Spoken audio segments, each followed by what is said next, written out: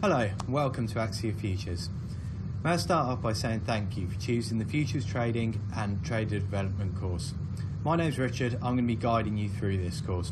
I'm confident this is going to be a fantastic learning tool for you to begin your career, and if you do have a little bit of experience, broaden this experience, gain more insight, more knowledge in how to become a professional futures trader.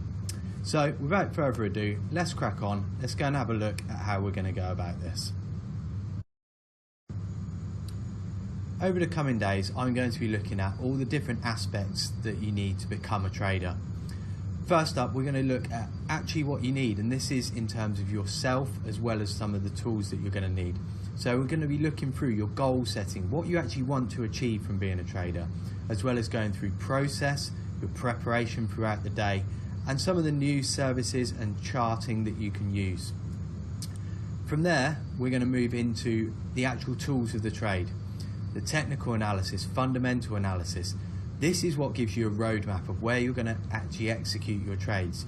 You can't execute a trade if you don't know what's actually going on, what's giving you the information to choose whether you want to be buying or selling at any area. So we're going to go through various different elements of that. We're going to move into central banks as well, look at how important they are for your trading. Beyond that, we're then going to look at actual strategy development. This is where you develop your individual edge. Each trade that you develop will be your own trade, and I'm going to show you how you can do that, and also how you can improve that trade, how you can come back and reevaluate it as well. Not every trade will work forever, and this constant learning, this constant adaptation is what is key to becoming a trader. So we're going to go through those elements, as well as setting yourself challenges, how to increase your size, how to actually make yourself a better and more profitable trader. By the end of it, hopefully you, the trader, will be ready. You'll have the confidence, you'll have the tools that you need to continue building a career as a trader and be able to step back, come back to any of this course over any time and reevaluate some of the things that you've been doing. And hopefully this will make you a fantastic trader one day. By the end of this course, you're going to know what it takes to become a successful trader. In this, you're going to know what markets is best suitable for you. Not every market is suited to every person, and you're going to be able to decide on what is best for you. The tools that are at your disposal and when to use that technical analysis, that fundamental analysis. Going to look at the importance of central banks as well. These give you some of the best trading opportunities throughout the month, so you're going to gain that knowledge.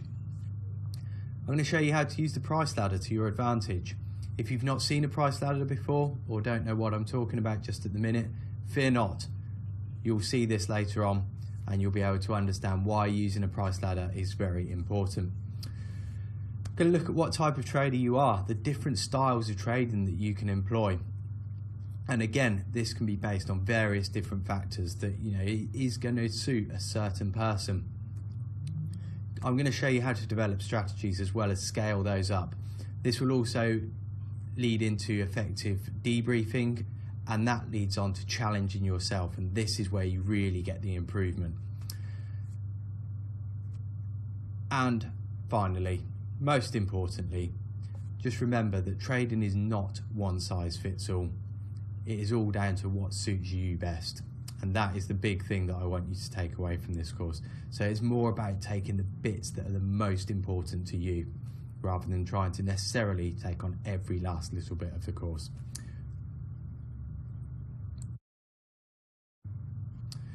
You'll hear me talk a lot about process throughout this course. Process is one of the key elements to becoming a trader. If you can get your process right, then everything else flows along with it. If your process is left behind, then you can have the greatest understanding of technical analysis, of fundamental analysis, but you're not going to be able to put that into a meaningful trading plan.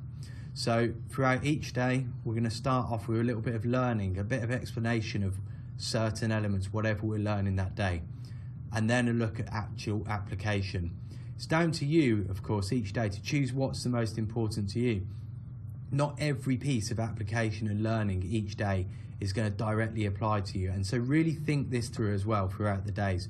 What is it that you really want to take from each section each day? And of course, there's then going to be trader development.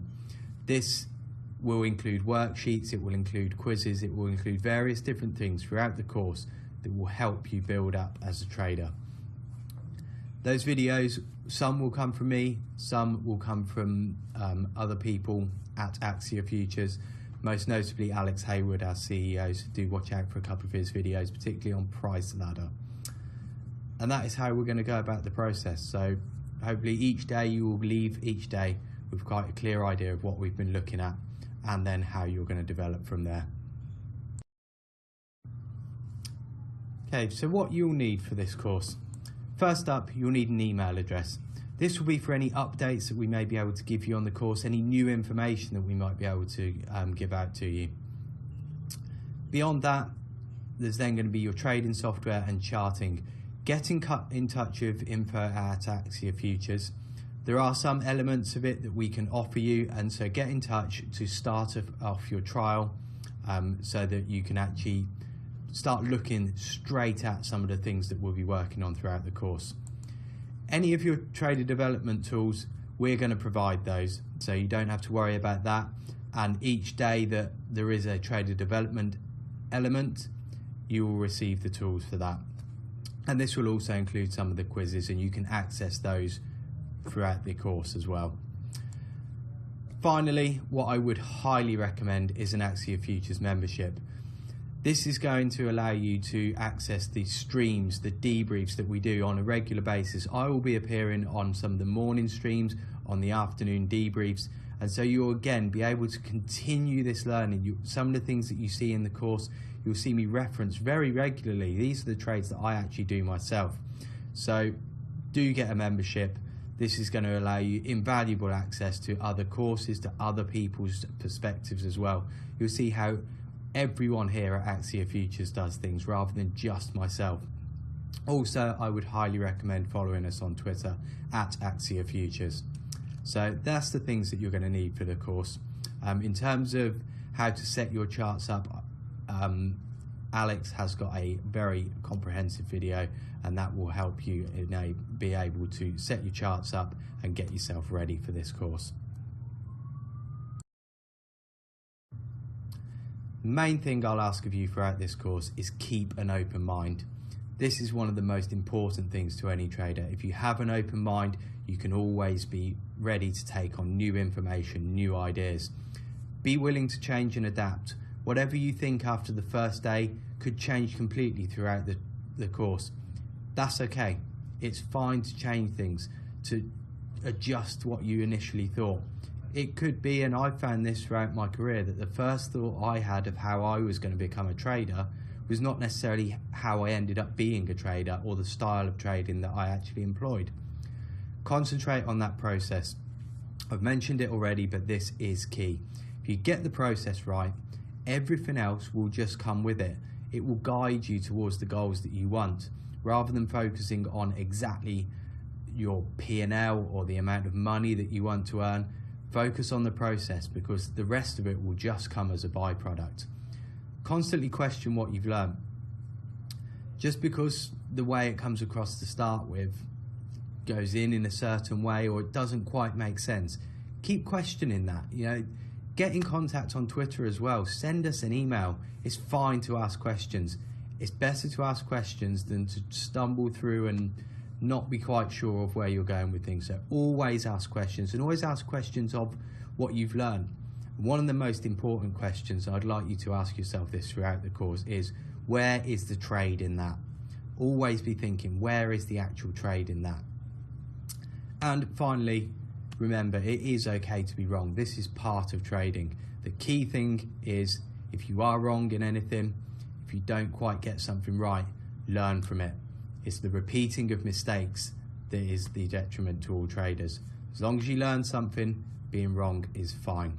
So on that note, good luck guys. We're going to be moving straight on to the actual crux of the course, a bit of learning, a bit of application, and good luck with it all. I will see you in the next part.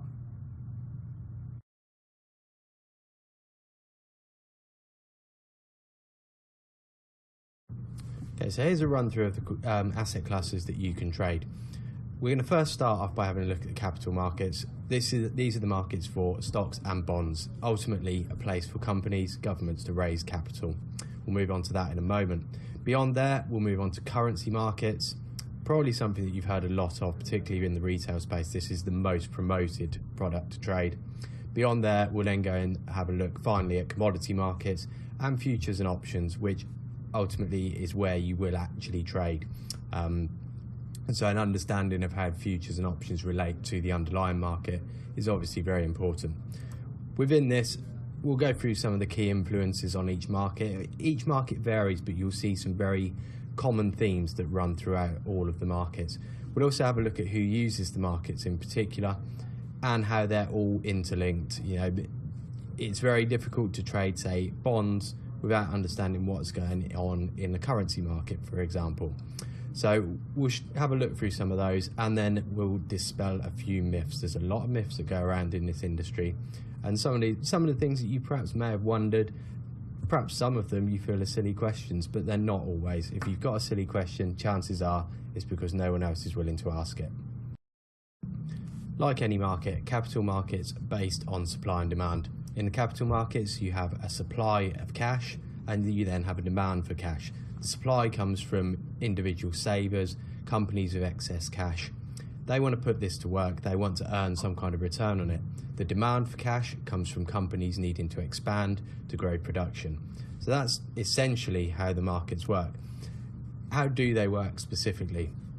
A company or government will essentially want to borrow money, and an investor, a saver, will lend the money. So when you put your money in a bank account, you're essentially lending the money to the bank. That's why you get an interest rate back. So let's have a quick look. Shares to start with. You've got a company, they want to sell some shares, they want to expand into Asia, they want to develop a new product, whatever it is, they want some cash. So to do that, they're going to give up a bit of ownership of the company. You've seen this on Dragon's Den, that kind of idea.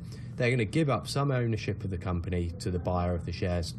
And also, as they progress, chances are you may well get a dividend. Now, the buyer of the shares, what they get is they get ownership in a company, but this is also a risk. You don't know how the company's going to fare in the future. Obviously, if you're buying shares in a company, you think they're going to do quite well. But you are essentially taking on a risk that the value of your shares is going to fluctuate, and you may or may not get a dividend. In return, the company gets the cash that they need to do whatever they have decided that they intend on doing. Now, the difference between shares and bonds are that with a bond, you are gaining as a buyer a security and interest. So the security of the asset comes from the fact that you're going to get repaid it. If you buy a bond, essentially you will get repaid the amount of money that you purchased that bond for at a preset time in the future. You will also get a set interest rate on a yearly basis as well. Again, the transfer the other way is cash to the company or government who needs the cash for whatever reason it is. But it's perhaps a more short-term thing. They know that they're intending on paying it back. The company will pay it back by using revenues from the future. Government will pay this back by tax revenues that they bring in from the economy. So let's have a look at how a company actually raises the capital by selling shares. What will happen is you'll have an initial public offering. This is where a company will sell its shares, and ultimately these shares will then move on to an exchange to be traded. So how do they go about this? They don't just phone people up and see if you want some shares. What happens is the company will contact a bank, maybe a couple of banks, that will advise on how much they can get for the shares, how much the company is valued at. The banks will then underwrite the shares. What this means is that the bank will guarantee the company to sell all the shares that they want and give them X amount of money. So the banks have now taken on this liability. This is in the primary market.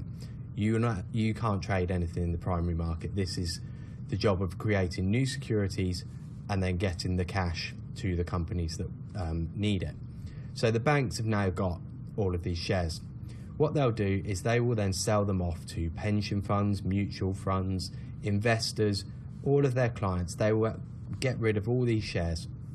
Now, once they've sold all of the shares, they can then be traded on a public exchange. This is where the shares are listed on LSE, the NYSE, NASDAQ, whatever exchange the company decides that they want their shares listed on. Obviously, it depends on what country you're in. You can't necessarily sell all your shares on the New York Stock Exchange if you're a UK company, but ultimately the shares will be there on an exchange to be traded. That is where anyone can then come and buy the shares. You'll contact a broker and you'll be able to buy and sell the shares. The company by then has already got the money. They are still interested in the shares, of course, because the owners of the company maintain some degree of shareholding, which gives them the rights to decide how the company has moved forward, as long as they've got over 50%. So that is how shares get sold. Ultimately, you can't trade anything until it is in the secondary market and on an exchange. It's a very similar process for government corporate bonds as well. Corporate bonds will be placed with a bank. The bank will then phone around and essentially get a variety of prices for these bonds before they are then sold. So very similar process, and the bonds are then sold off in an auction. So that is how companies will raise capital via share sales or via a corporate bond. Ultimately, you're not going to be able to trade them until they're in the secondary market. And this is also the market that derivatives are priced from, what is known as the underlying market. So the market for the actual shares, the actual ownership of company, is called the underlying market or the secondary market. Government bonds are slightly different. They're auctioned by the government to primary dealers. Now, primary dealers are a certain panel of banks, institutions selected by the government. This is quite a privileged position to be in. If you're a primary dealer, you are there to potentially buy any new issuance of government bonds. Government bonds are generally considered the safest asset you can buy, the reason being that they are backed by a government who has enormous tax revenues, so they can virtually guarantee to pay you back your investment. So, once the bonds have been sold to the primary dealers, they can then once again be sold into the secondary market, and that is where they can be purchased. Now, government bonds, corporate bonds do not trade on an exchange in the same way as shares. They're done OTC, which means over the counter. This means that they're traded via banks for specific amounts. There will not be one set exchange traded price. It will be more the case that I will say, I will sell you £5 million worth of these UK government bonds at X price. It then becomes a negotiation on the price. And so you have sort of an auction process. You have a bid and an offer for the bonds, as opposed to in an exchange where you can very clearly see what the bid and offered price is. With government bonds, it is all done individually in individual trades. So they can either be sold into the secondary market. However, the other privilege of being a primary dealer is that you can lend the bonds or use the bonds as collateral. So if you want to take out a very large loan or a shorter term overnight loan, the bonds can then be used as collateral for that loan. So it's a guarantee that you'll pay them back. It's similar to how a mortgage works, that the bank holds the deeds for the mortgage as their collateral. You then pay it back. So that is how government bonds differ slightly, and also a little bit of how they're used by the banks that are primary dealers, and also other banks once they have acquired these bonds as well. They're not just there to be sold on and moved around for those reasons. So the shares are out in the secondary market. They're there to be traded. So you're going to buy some shares in the company. You're not going to do this without knowing what's going to influence these shares. And so the first thing that you need to be looking at is quarterly earnings. As it says, they're released quarterly. the key thing that you want to be looking for is the earnings per share. Now, obviously, there's a lot more that goes into it as well. You can be looking at the revenues. In terms of companies, say Apple, for example, one of the key parts of the earnings release is the cost per unit, i.e. how much an iPhone sells for. But those are intrinsic to certain companies. Ultimately, the easiest way to gauge a company compared to any other is the earnings per share. Now, this is the earnings for that quarter divided by the number of shares. So that's what you want to be looking out for. Key companies that we look out for whilst we're trading here. In the UK, there's really 3 or 4. You've got the very big companies in the index, but ultimately Glaxo, HSBC, and the 2 oil majors, Shell and BP. These are the big influences on the FTSE. The reason that I've listed these as well is because of the time that they're released. Glaxo earnings are released around about midday. The majority of European company earnings are released prior to the cash open of the market. So it doesn't actually give you necessarily a trade opportunity, but will influence where the market opens. So the important thing is the earnings that can actually be traded during market hours. So that, as I say, excludes the majority of European share reports. In terms of the US, they do it slightly differently. Some companies report during market hours, or certainly during hours that we can trade. It's called pre-market in the US because they are released an hour before the markets actually open over there, but they will impact on the futures markets. So there's an opportunity to trade them there. And then there are a few, particularly the tech companies that release post-market. But again, futures are still open, so there is still an opportunity to trade these shares. Now in America, these companies have a bigger influence.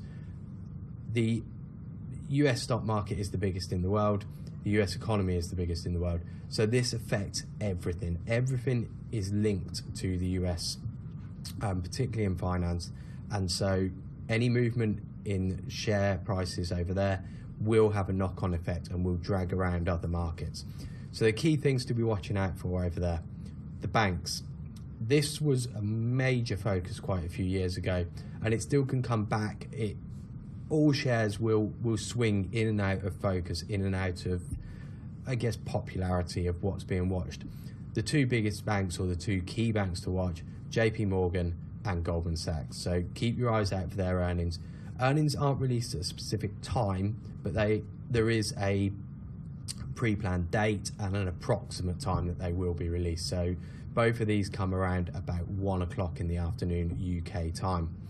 Beyond that, you've then got a lot of the tech companies. These at the moment are very, very popular. Now this could all change in the future, but the big ones there are Facebook, Amazon, Google, Apple and Microsoft. So do keep your eyes on that. Beyond that, you're then looking at large employers, companies known as bellwethers, some companies that have their fingers in a lot of pies. So give a good overall view of the economy. Walmart is the biggest employer in America, so extremely important there. More to give a gauge on the economy as a whole, particularly in relation to employment. General Electric, they're across all sorts of different industries, so any kind of movement in General Electric's earnings could be at least a reasonable indicator of the whole economy. And also beyond that, Boeing, because of the nature of their business, aircraft, contributes a lot to GDP because the size of their sales are enormous. You know, a plane does not sell for a small amount of money. So Boeing's earnings are also very well watched. Again, they are a rather large employer. So what else influences shares? Buybacks. A buyback happens, or a reason for a buyback is that a company perhaps has excess money on their balance sheet. They need to use up some of their cash. And again, this is that supply of cash versus demand for it. So what they can do is they can actually buy back some of their shares. What this does is this brings more ownership back to the company, or to the company as a whole. But what it also generally does, at least short term, and this is the difference between looking at this as a longer term thing and a trading opportunity. The trading opportunity lies in that if a company announces a buyback, they've then got to go and buy those shares. And that is going to drive up the price of the shares as they come into the market and buy and buy and buy and push the price of the shares up. So be very aware of that. In terms of trading an index, so the FTSE, the S&P 500, it's only going to be the very large companies with extremely large buybacks. They're actually going to influence the whole market. You know, they've got to drag the whole market to be able to do that. So again, you are going to be focused on the aforementioned companies and their earnings. Their earnings and their company buybacks. Beyond their M&A, the key thing with M&A is that you need to know the components of your index. There's no point in hearing that, I don't know, Chrysler are going to buy BMW and not knowing what to do with it. What would happen in that instance is, as a general rule, Chrysler shares would fall because they have got a major cash outgoing there. They've got to raise capital, so this is going to come in the form of more corporate borrowing. They may have to issue more shares, and that is going to depress their share price. On the other side, this money is obviously going to flow towards BMW. They're going to want to buy the shares. Usually they will also give an indication at the price that they're willing to pay for them. So say BMW shares are trading at 200 and Chrysler come in and say we will pay 300, the share price is very quickly going to move up, because if you can buy the shares at 210, 220, you already know that Chrysler is very likely to buy them off you for 300, banking you an 80 point win. So that is why M&A is very important. It's extremely important to understand what companies are in the index that you're trading, and also the size of those companies as well. Once again, the bigger the company, the bigger the influence on the index. Secondary issuance. I just covered this in the sense of a company buying another company, needing to raise more capital to create additional products. So secondary issuance, they will be selling more shares. What does this do? It dilutes the total number of shares in the market. Now, anything that gets diluted brings the value of those individual shares down. It may not change the actual value of the company. What will happen is the company selling the shares will just lose an amount of ownership of the company, but it dilutes the total number of shares in issuance, and that brings the value down as a general rule. Again, this does indicate that a company going forward is trying to progress, is raising capital, and if this is deemed as a good thing for the company, if it's deemed as a sound business decision, then of course the shares will eventually rise back up. But initially, as a trading opportunity, an additional secondary issuance is generally seen as a negative thing for the share price. And finally, sentiment.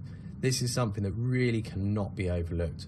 Just because the company is doing absolutely fine, their sales are good, they seem to be a very good company, they can be dragged down by other companies in their sector that are perhaps performing a little bit more poorly, because it has the potential that they're going to follow in the lead of whatever company is struggling. Yeah, is this something that's going to knock on, or is it just that one company is just not doing particularly well? The best example of this recently was VW and the other German car makers.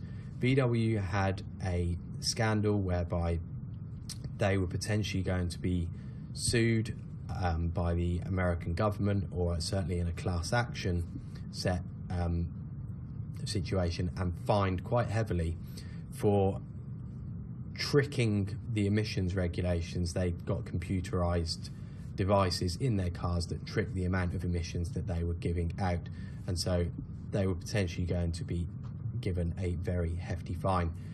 This obviously was very detrimental to VW share prices. They dropped very heavily, but what it also did was drag down the share prices of BMW and Daimler, who are also in the German stock market and in obviously the same sector, the automobile sector. So we'll go and have a quick look at that chart. Here you can see it. VW is the orange line at the bottom, and then the top two, green is BMW and purple is Daimler. What you can see is at the beginning of the scandal, this was on the 18th of September, VW shares got absolutely slammed. The horizontal line you see is a rebasing, so all the shares started at the same level percentage wise. What you can see is VW got really slammed here, but it did also bring down BMW and Mercedes, Daimler, because of the possibility that this could roll out and you could see the regulators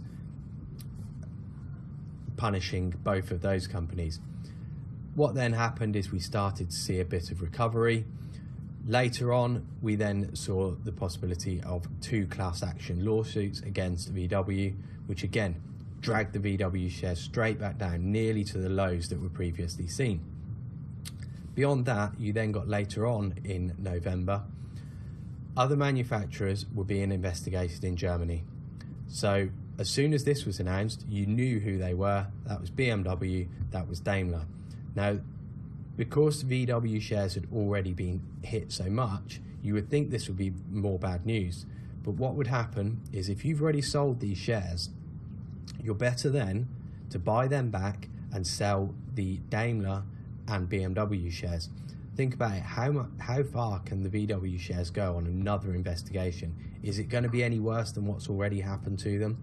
Whereas Daimler and BMW are now directly being implicated.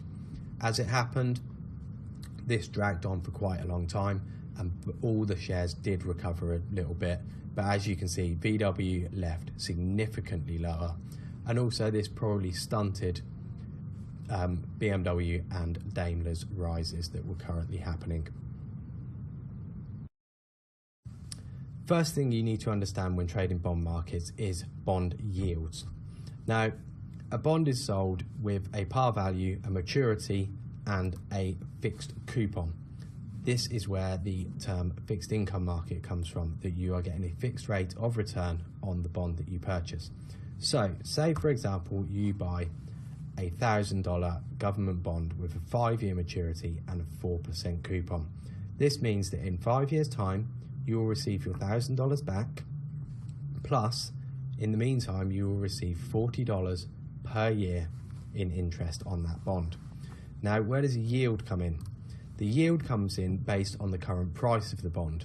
So, essentially, it comes in as a percentage based on the coupon divided by the current price times 100 to give you the percentage. Now, the coupon, remember, doesn't change. This will always be $40.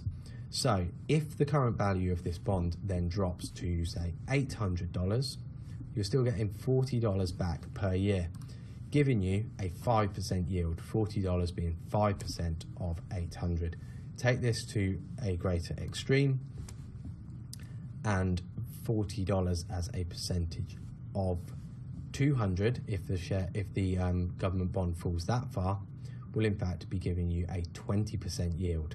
So pretty big change there based on the move in the price. So the key thing, always have in your mind, as price falls, yields will rise, and the exact opposite. They will never move in the same direction.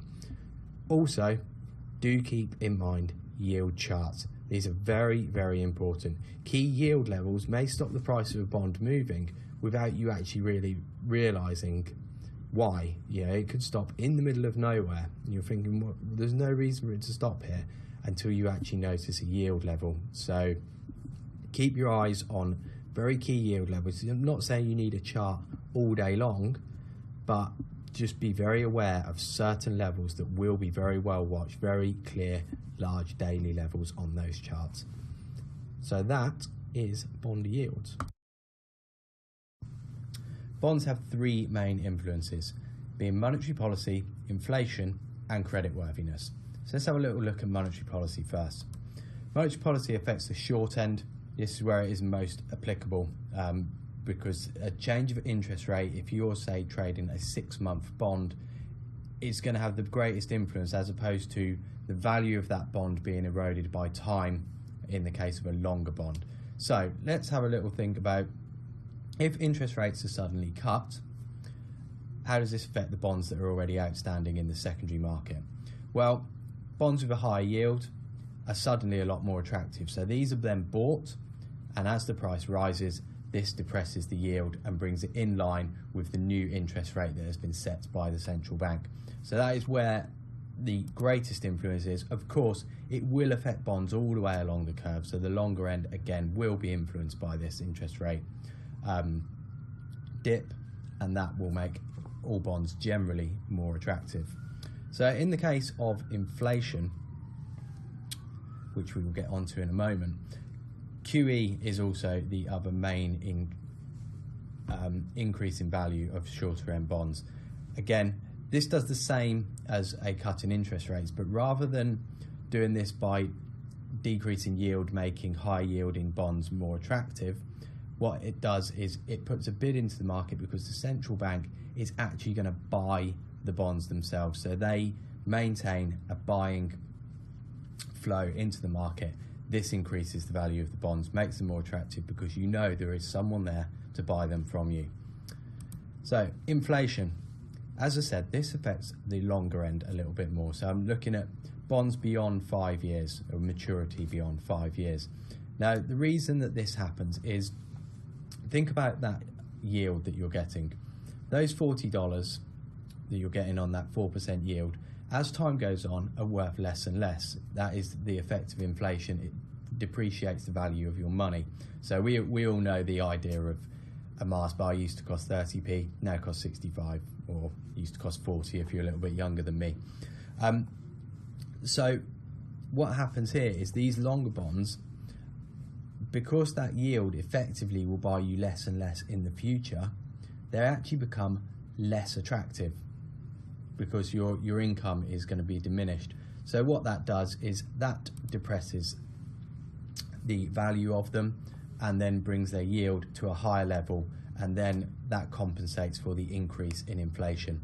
The further out you go, you start looking 10, 30 years, then of course you're affected even further. Now finally, we'll have a little look at creditworthiness. Bonds that are backed by governments that have a very large base to collect taxes from, so richer nations that can collect a larger amount of tax, are more able to pay back the value of the bond. And like an investor, like anyone, everyone has a creditworthiness, and this is judged by ratings agencies. You'll hear of bonds being rated AAA, BB, C. All of these ratings do affect people's willingness to buy certain bonds. So more bonds, US in particular, are more attractive. Now you get a spread between different countries. So give you an example, if the German 10 years are trading at 1% and Spanish yields are 4%, you have a spread of 3%. This is known as your risk premium that you gain for buying Spanish bonds over German bonds. Essentially, the less creditworthy a nation, the higher the yield their bonds will be. This is an extreme example. That is not the current risk premium between the two, but that is just there to illustrate it. Beyond that, you then also have a flight to quality. What this means is, in times of economic uncertainty, panic, people want to keep their investments safe. If you move towards bonds backed by a government that is very creditworthy, then you're putting your money somewhere very safe. Yes, you will not get a great amount of yield on it. Take, for example, Germany, 1%. You won't get a great yield. However, your money is safe there. You know that you will be paid back if you hold on to those bonds as time goes on. So they offer security.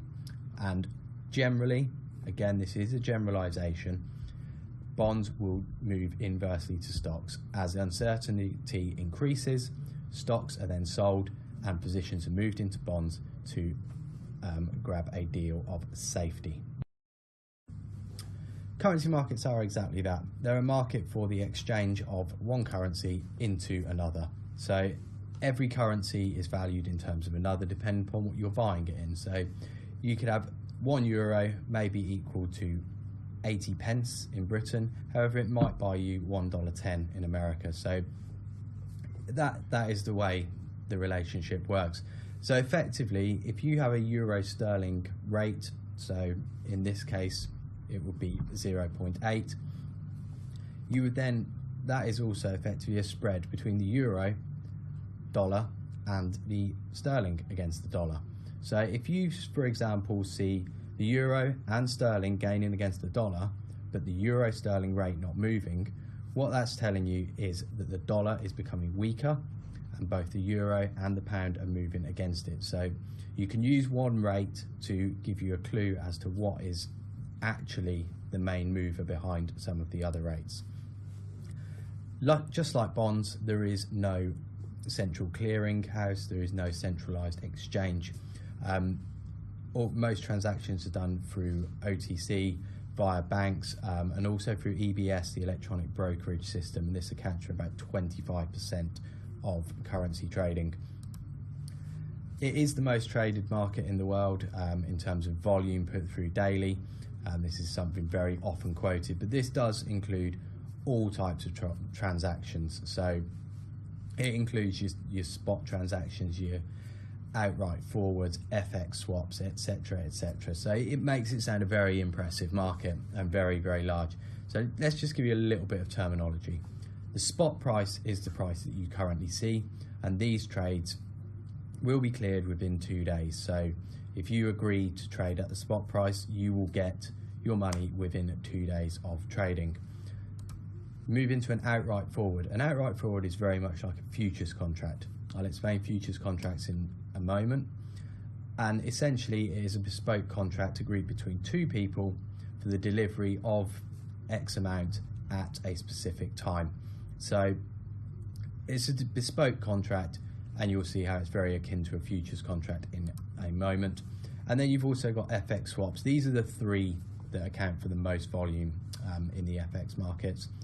FX swaps are a way of managing your risk, your cash flow at the moment. So there will be a spot transaction as well as a forward transaction, giving each party, they can swap the currencies that they need, but also with a forward contract as well, which guarantees them that they will also swap the money back in future for a agreed amount as well. So that's the basis of a FX swap. Doesn't necessarily really influence the way you're going to trade the markets individually, but is worth being aware of them. Right, currencies can be influenced by vast array of things. Obviously the goods that a country produces is the main reason that people want to buy a certain currency. Now beyond that, you've got monetary policy and interest rates. If, say, for example, interest rates are rising in a country, then this makes savings in that country more attractive. If you invest your money into a savings account in a country with a high interest rate, then you're going to be getting a greater return on your money, and that is why a certain currency may attract more investment and take more money into that country. However, why are interest rates rising? Often this is because of inflation. So if you've got a country with very quickly, rapidly rising inflation, then the money that you are putting into that currency is going to be eroded quite quickly. And so actually you can see the opposite effect, where people will move their money out of a currency.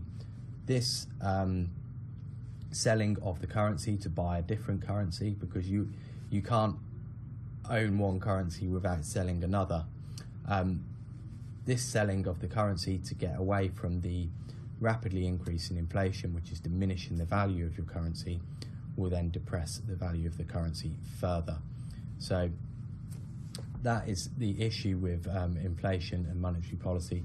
It is a case of how well the monetary policy is being used to manage the inflation. Is the inflation getting out of control, or is it, to be expected, normal-ish kind of inflation, in which case additional interest rates makes a certain currency more attractive. Intervention, big impact here. This, at the moment, generally does seem to come from the Bank of Japan. The reason the country will intervene is, say, perhaps to keep their currency weak. If your currency is weak, then the goods that you're exporting become more attractive to foreign buyers. So if you're a country that is a big exporter with a weaker currency, then your goods are more attractive, therefore you get more money coming into your currency. This then raises the value of your currency. So the intervention comes in to try and maintain that lower level, which is beneficial to your exporters. So how is this done?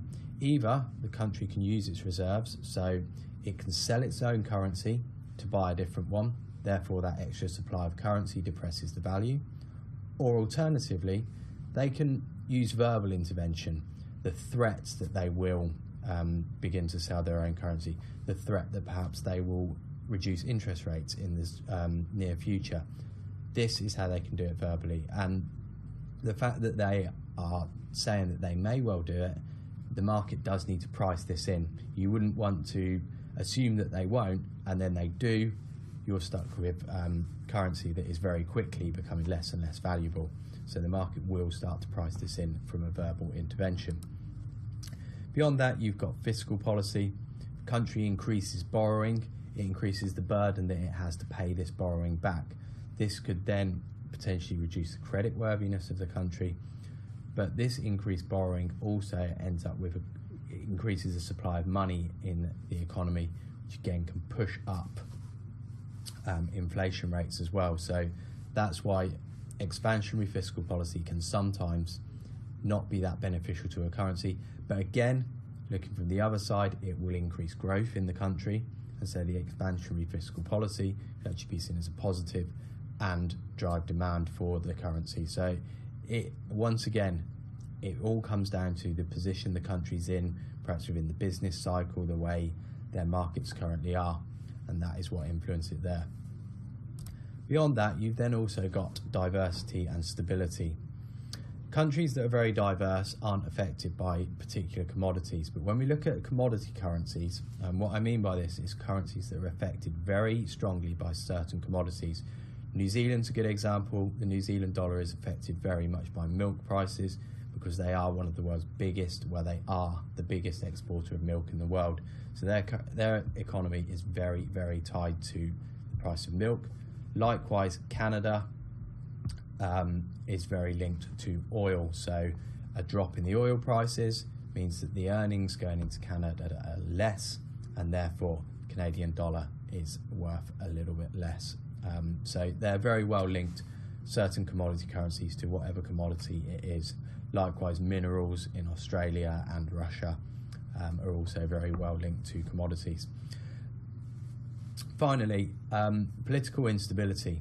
If you suddenly get a lot of uncertainty within an economy, there will be a rush to remove your money because you don't know what's going to happen there. So again, you get selling of a certain currency. This particularly prevalent in the South African rand towards the end of 2015, and I will just show you a chart of that in a moment.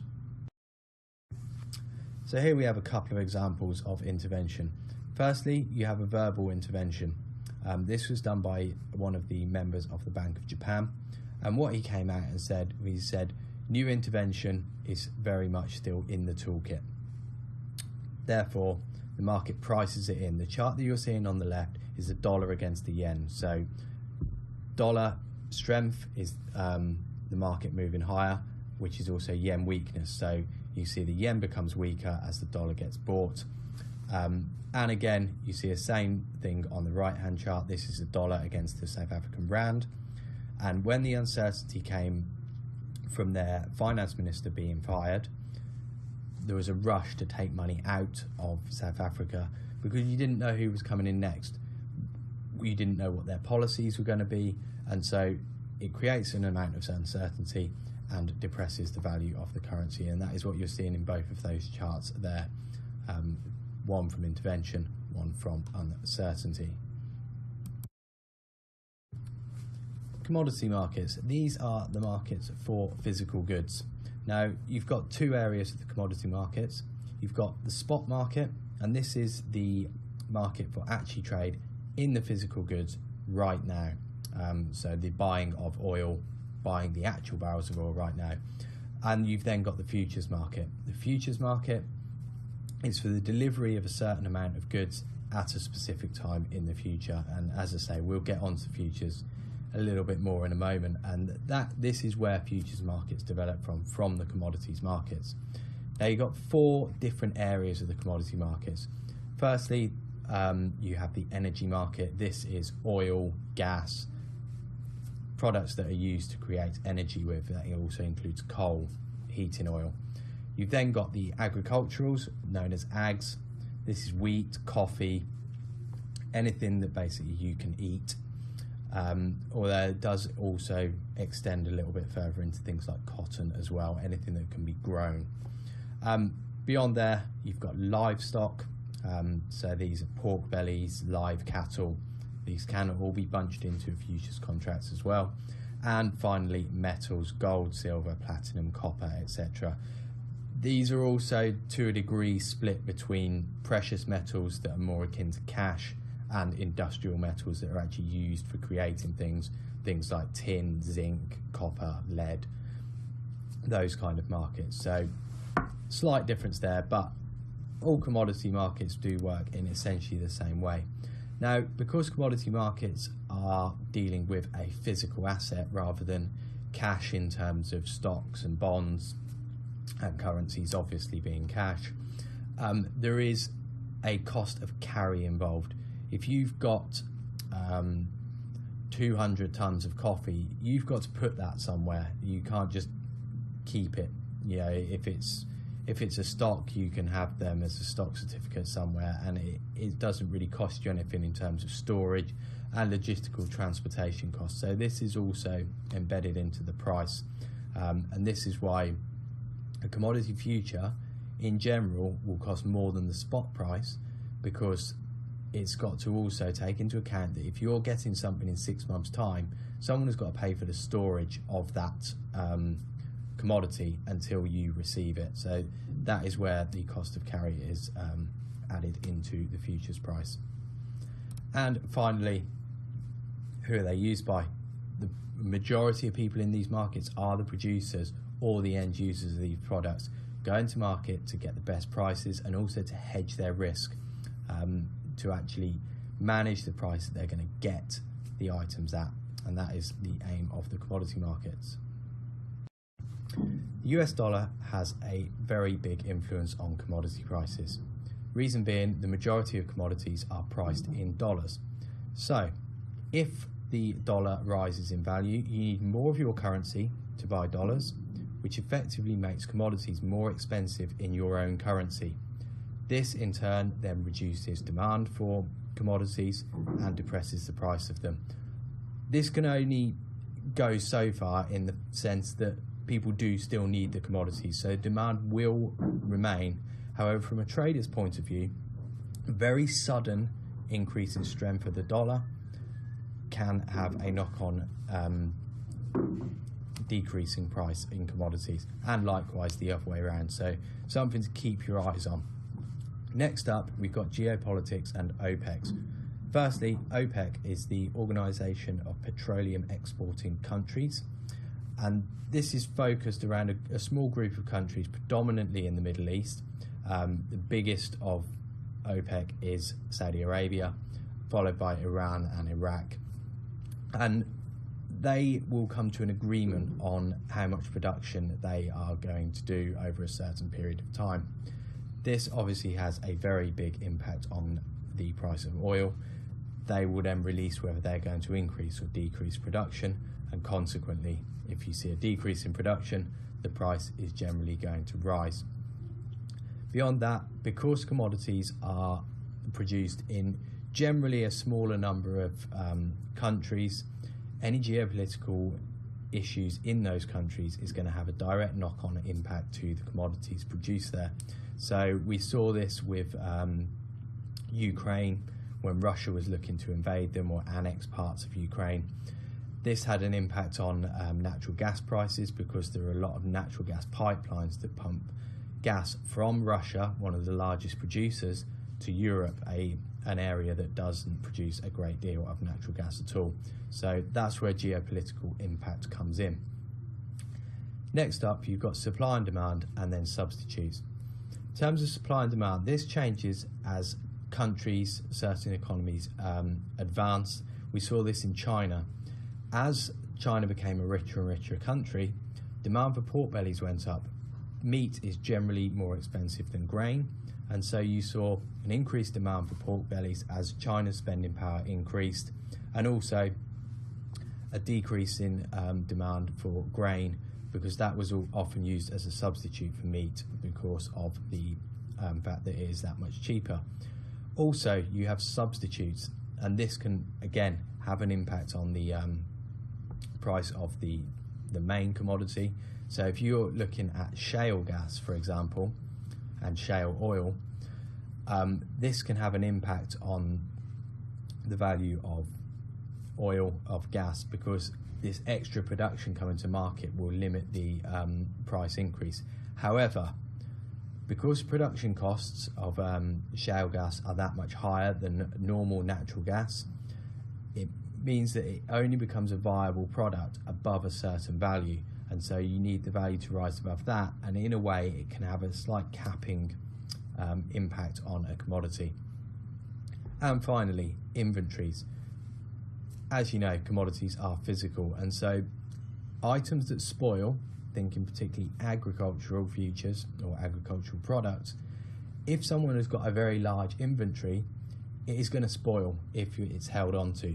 So the inventory can be dumped, and this can have a very depressive impact on the market. It effectively becomes a fire sale, where you get a lot of selling, a lot of inventory coming to market, because if they don't take some money for it now, effectively it will rot, and then it will be worthless.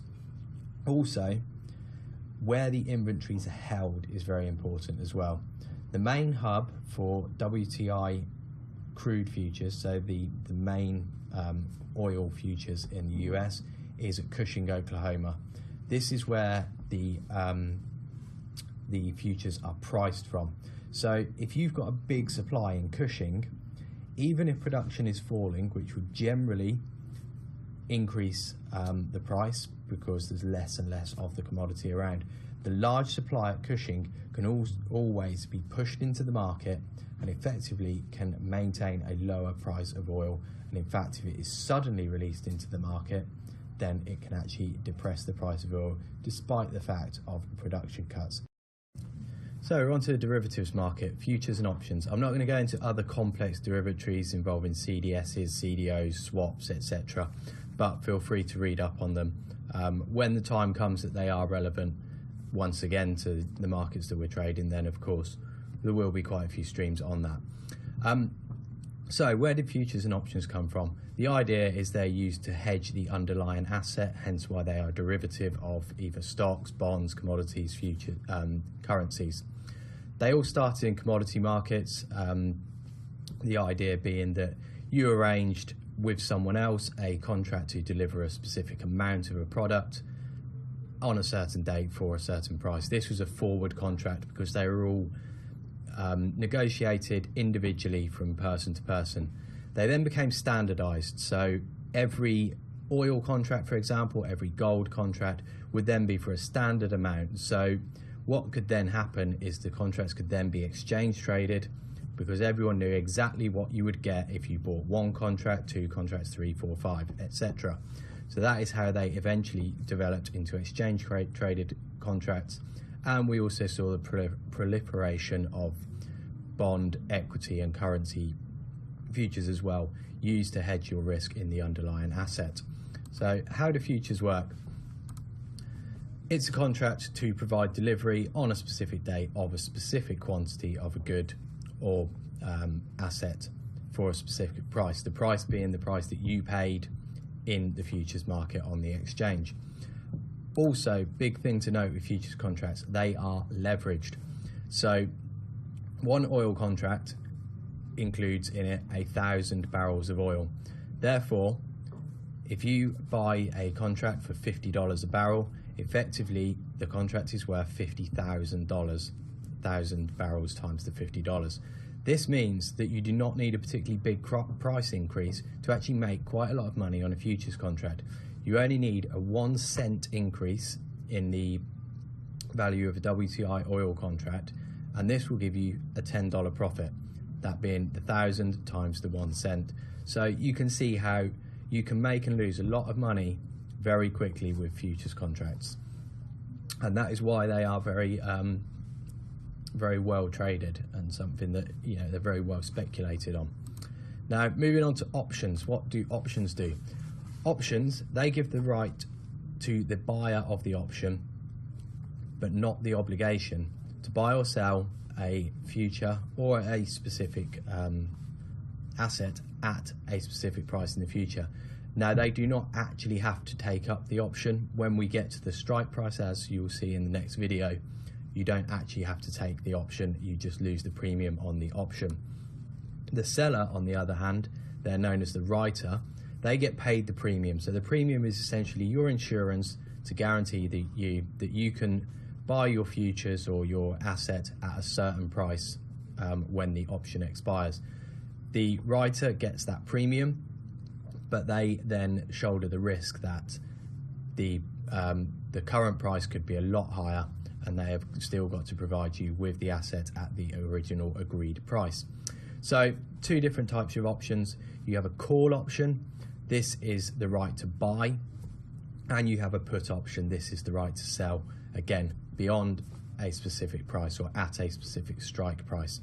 And that's the key to futures and options. Okay, the futures market is a market for managing risk.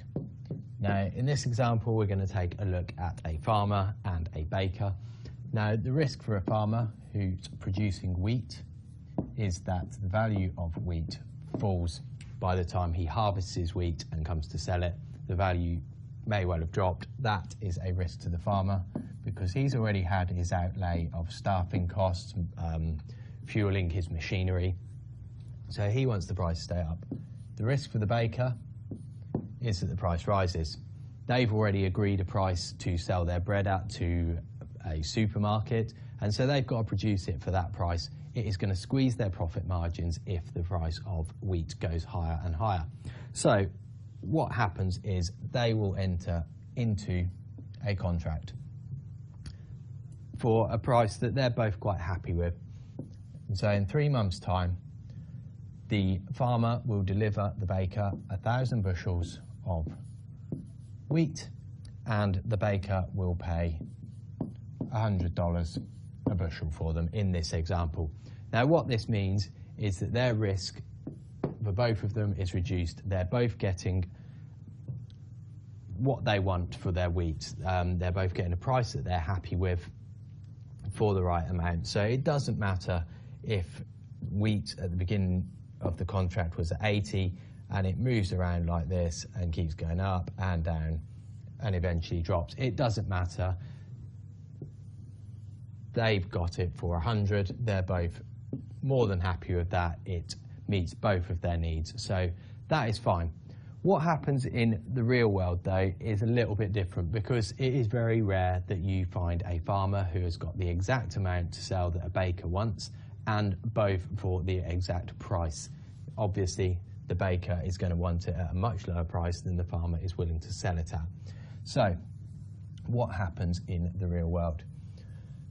The two, or we'll look at the farmer to start with, will enter into a futures contract.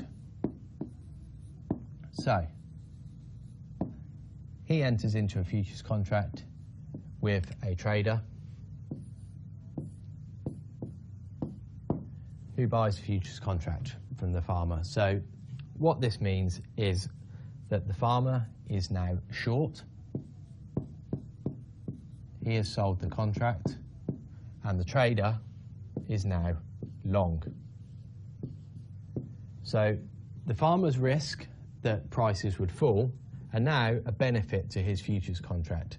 If he has sold a futures contract at 100 and the price goes down, his futures contract increases in value. Likewise, the same contract to the trader who is long. If the price goes down, his contract is losing money. So, what actually happens? As the price changes over time, say it does end up dipping down, the trader is going to get given the 1,000 bushels of wheat, and he is going to pay the farmer 100 for them. Now, if the price has dropped down here to 50, the trader now gets 1,000 bushels and he can sell them to someone else for 50. So he is banking himself a $50 loss per bushel, equating to a rather unhealthy $50,000 loss. Not something that he's going to want. So that is what happens in reality, that the trader is the one who ends up having to pay the farmer. And what he can then do is the trader doesn't actually have to hold on to this contract. He can then sell it once again onto trader 2. And he might sell it to him for, say the price is dropping, he'll sell it for $98. Now, that's a much better deal than losing 50,000. He's only now lost 2,000. And what may then happen is this trader may sell them on. But by then, the price has actually risen back up to, excuse me for writing the wrong colour, the price is now back up to 105.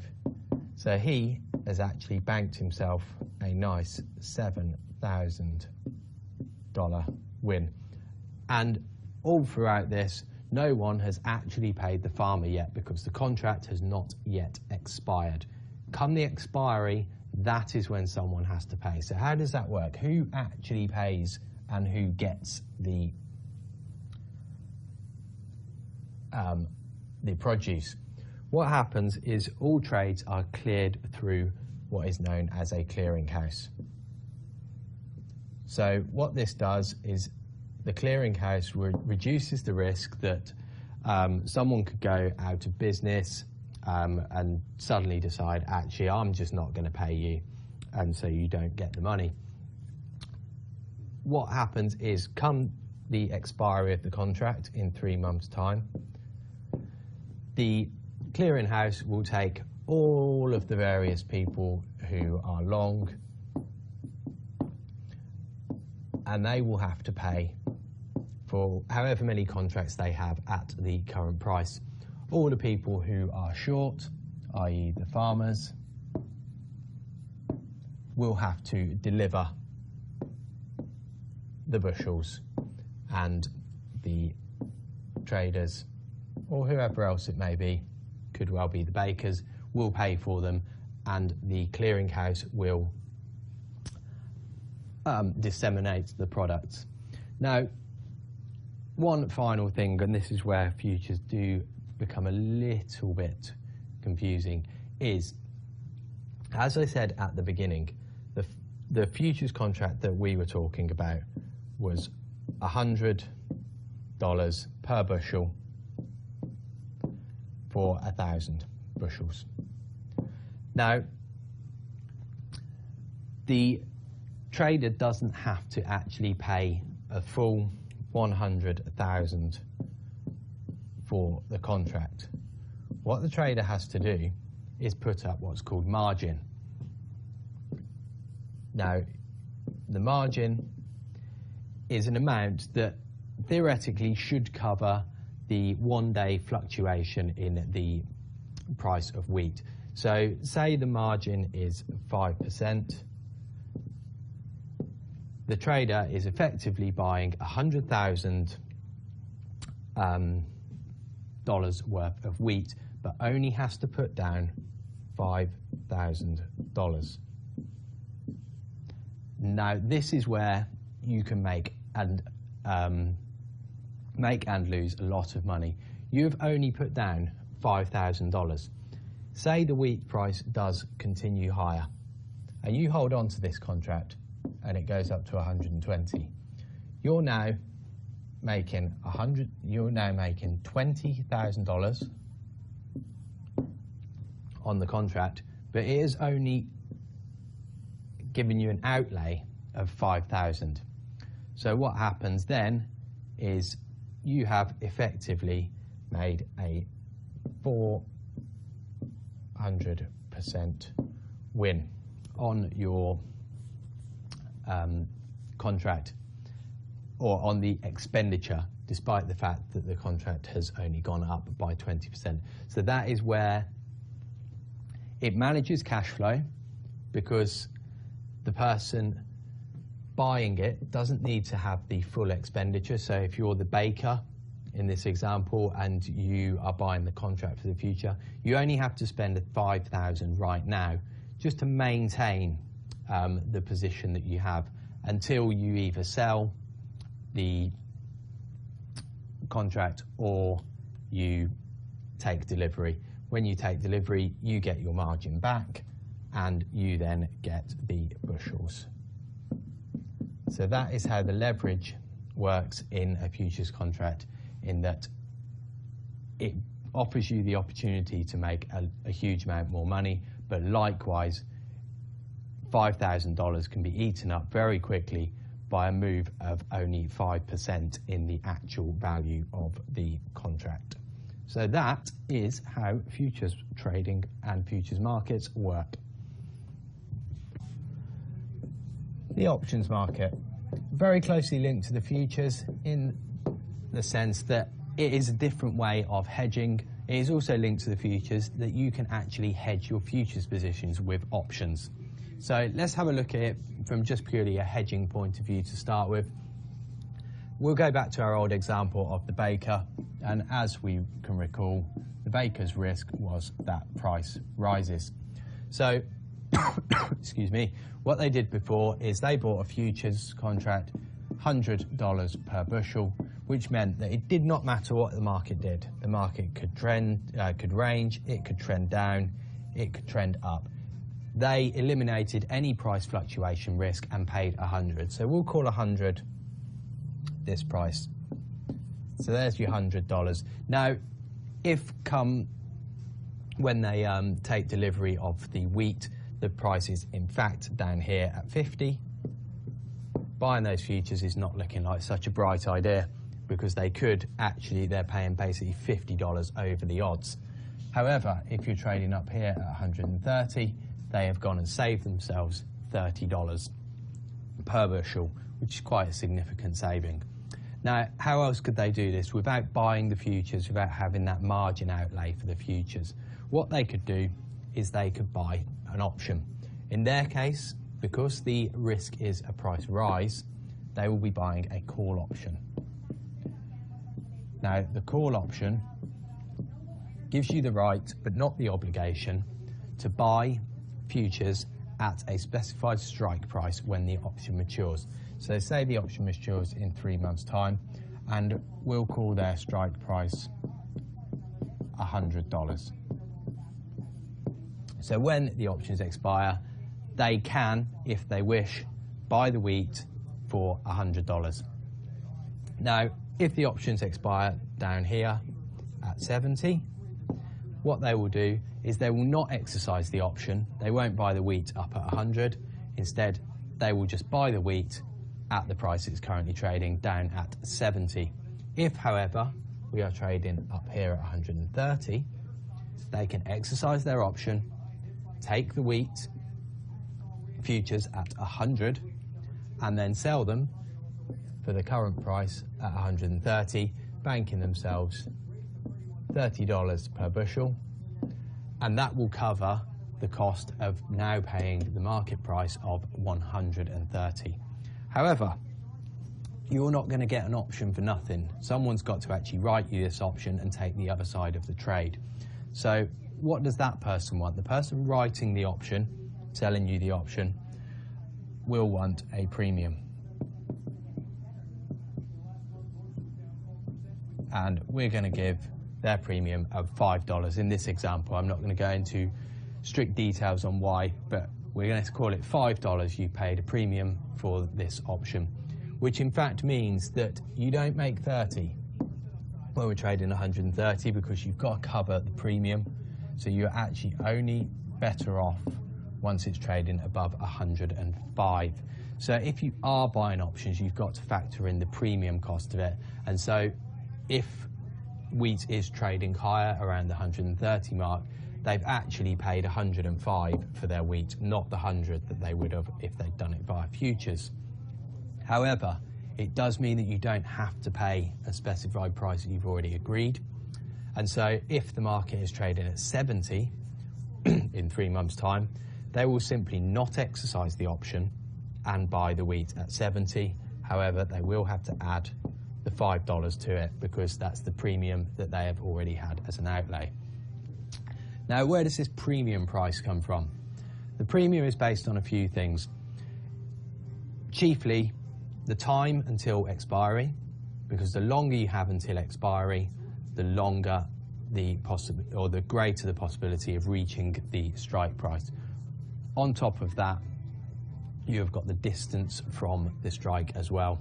If we're trading down at 50, a strike of 100 could be quite a cheap premium, and you may only pay $2 when it's down at 50 because that is a long way. It's got to double in price to get up to the 100. However, if you're trading up at 90, the premium may cost you $8 because you are very close to the strike price, therefore meaning that you need to get over 98 before you are actually in profit.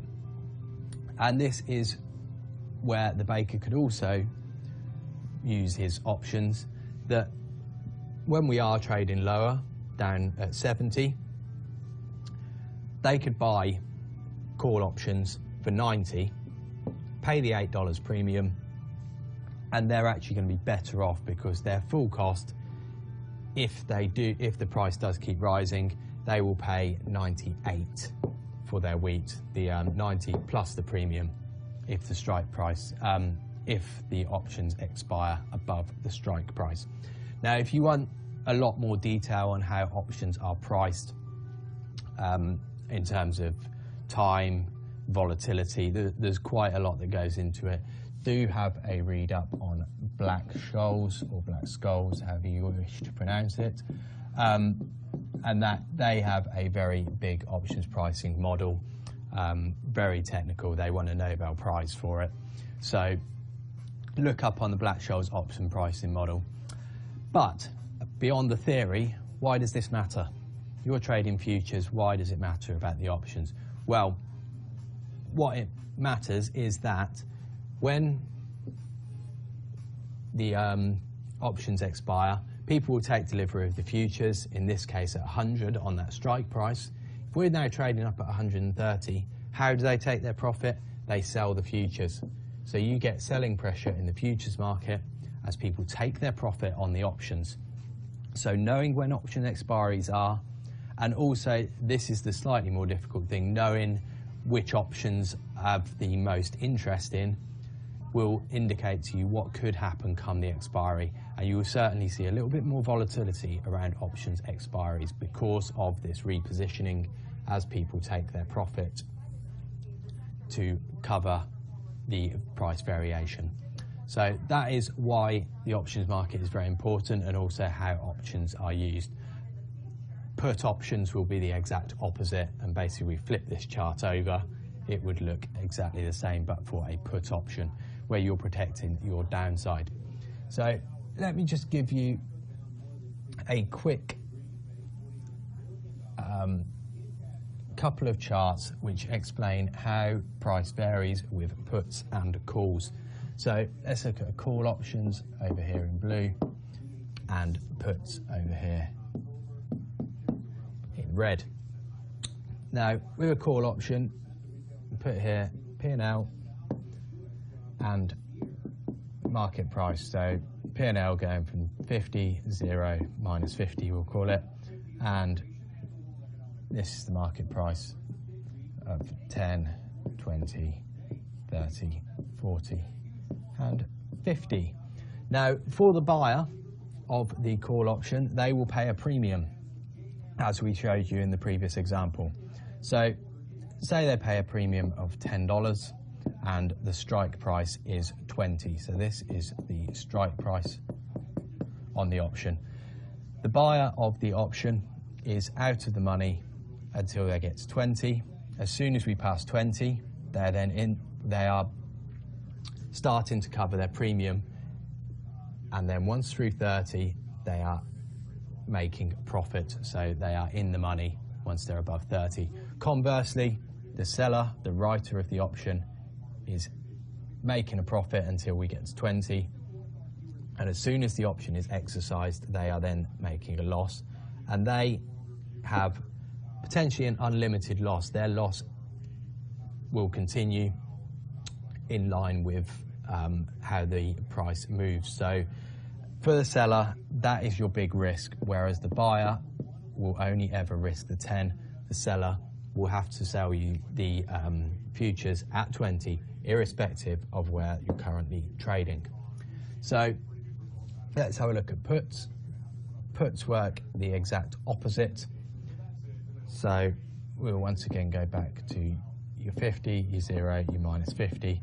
I'm not going to put the actual prices on this. You know what they were. So basically, we work backwards on a put option, because remember, this chart is not showing time, this chart is showing price. So for the buyer of the put option, you are out of the money until you hit the strike price, and then once you've covered the premium, you are then starting to make a profit as the price falls in that direction. And again, for the person writing the option, you have then got the exact opposite, whereby as the price falls, you incur losses once you have gone through the strike price here. So that is a brief explanation or a brief chart just to remind you of who is earning what by owning or writing certain options. So that is how the options market works. Okay then, quick explanation of margin and leverage. So the reason that futures are traded with margin is that you don't have to invest the whole amount to start with. If you're willing, in the example of the farmer and the baker, if you're willing to invest 100,000 straight up, why wouldn't you just buy the materials right now? So yes, there is the part that you want the items in the future. You don't want them right now. So you're not going to pay, if you're the baker, the $1,000 or 100,000 for the 1,000 bushels straight off now. There's no guarantee that the farmer is actually going to deliver them. He may have a bad harvest for whatever reason, or just decide, you know what, I don't want to deliver them for 100,000. So what happens is you have a clearer. Slightly poor clearinghouse, but there you go, there's a clearinghouse. So what happens is each party puts up what is called margin. In this case, we'll use the example that they put up $5,000 of margin. 5,000 represents 5% of the total contract value.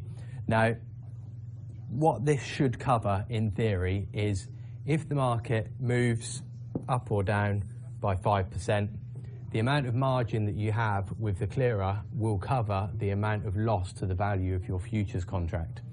So therefore, you're always maintaining a credit worthiness in the sense that you always have the margin at least to cover the initial loss for the day. What you will then have, should your margin start to dwindle, you will then get a margin call and you'll have to put up some extra margin. So say the futures price drops to 96, so that wipes off 4%, so your margin is now minus 4,000. They will ask you to add 4,000 of margin, to bring your margin balance back to maintain the credit that you have. So what this effectively means is that everyone maintains a credit worthiness and no one has direct exposure to each other, mitigating the risk of, say, the farmer or the baker going bust in the future and not being able to pay up. Now, what else does this leverage do? From the point of trading, and this is why futures markets are very popular to trade, the leverage also means that with a reasonably small investment, you can control a large amount of money. So if in this example you have a margin of 5,000. Okay guys, so we stepped away from the trading screens. Now I've got a few worksheets that you'll see appearing throughout the course. Some of them very simple, this one is as well, so I am probably explaining something very easy, but just give a little explanation. You'll see this on some of the other days as well. First up, it's routine. Now I know this is very early on, but I think what you should be thinking about is your routine for doing this course as well as trading going forward. So these are some of the areas that I think is a good way of breaking your day down by. Try and allocate a bit of time to each of them and try to stick to it. Now this is obviously going to change when you're trading compared to doing the course. So do keep that in mind, keep adjusting it. But try and formulate yourself a little bit of routine. It does make things a lot easier going forward. You'll hear me explain this a little bit more tomorrow, but to start thinking about it, see if you can get a little bit down to start with. This will help you complete the course.